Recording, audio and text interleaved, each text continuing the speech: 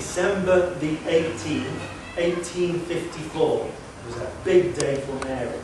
Probably not as big a day as December the 25th, year 0, or thereabouts, but the 18th of December, 1854 was a big day. That was the day that Pope Pius IX, whoever Pope Pius IX may be, declared that Mary had been immaculately conceived with no inclination towards disobedience, free from original sin. In contrast to the Roman Catholic tradition, Protestant believers view Mary simply as an honoured person, chosen by God to give birth to Jesus. No differently from the great people in the Bible, fallen and sinful, but chosen by God to be part of his plan. Nowhere in Scripture is there any reference to anyone being freed from sin except Jesus. Hebrews 4 verse 15. He was tempted in every way, just as we are, but was without sin. We are starting a new series today about Bible heroes. I've chosen to talk about Mary. It makes sense. It's Father's Day. Why not talk about the mother of Jesus? The beauty of the heroes in the Bible is that they're like us. They fail, and they fall, and they do wrong, but God still uses them. Mary is no different from that. God, all of her weaknesses and all of her faults, and what makes her the hero today is that she says yes. Let's talk about heroes for a moment. I like Superman. Twins.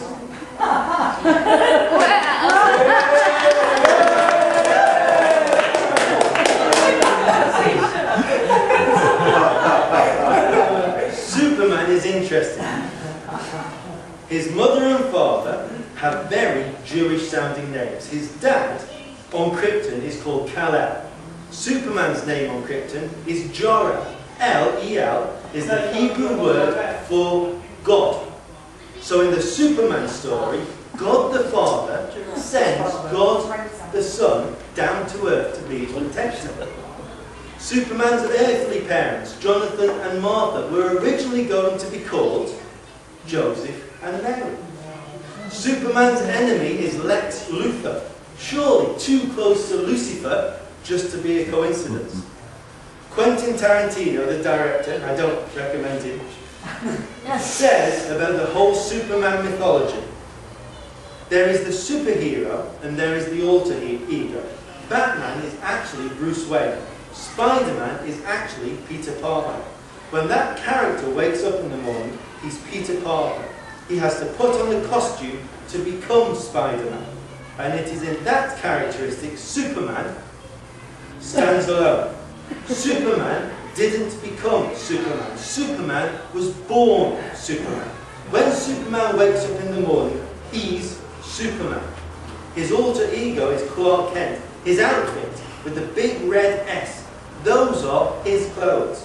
What Kent wears, the glasses, the business suit, that's the costume. That's the costume that Superman wears to blend in with us. Clark Kent is how Superman views us.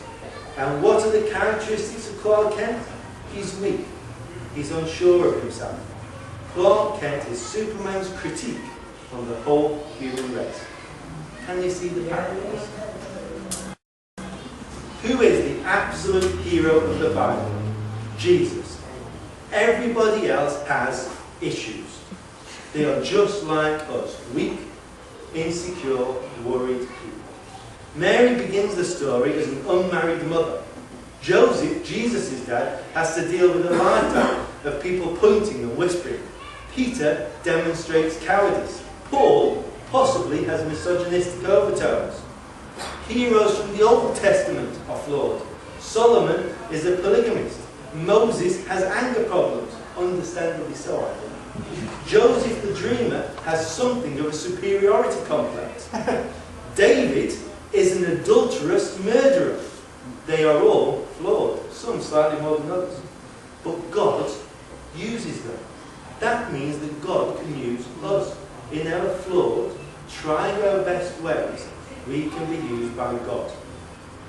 In the 1992 Olympics in Barcelona, Derek Redmond, Britain's runner, in the 400-metre semi-finals, about 100 metres into the race, he collapsed with a torn hamstring.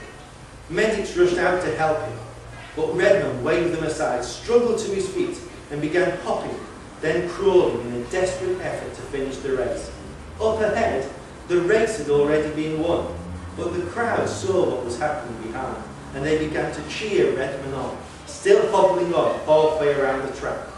Suddenly, a man leaps out of the stands, avoids a security guard, and runs to Redmond's side and embraces him.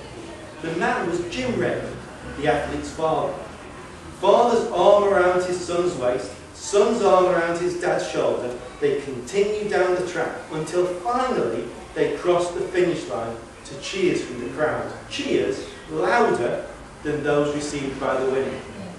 Derek Redmond is considered a hero, not because he won, in fact he lost quite impressively, but because he finished the job he was sent to do. He finished the race set out before him.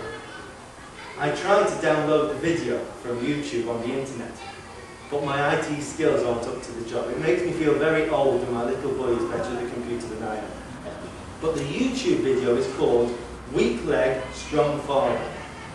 We are weak, we have flaws, but we have a strong Father who can help us, encourage us, carry us when necessary.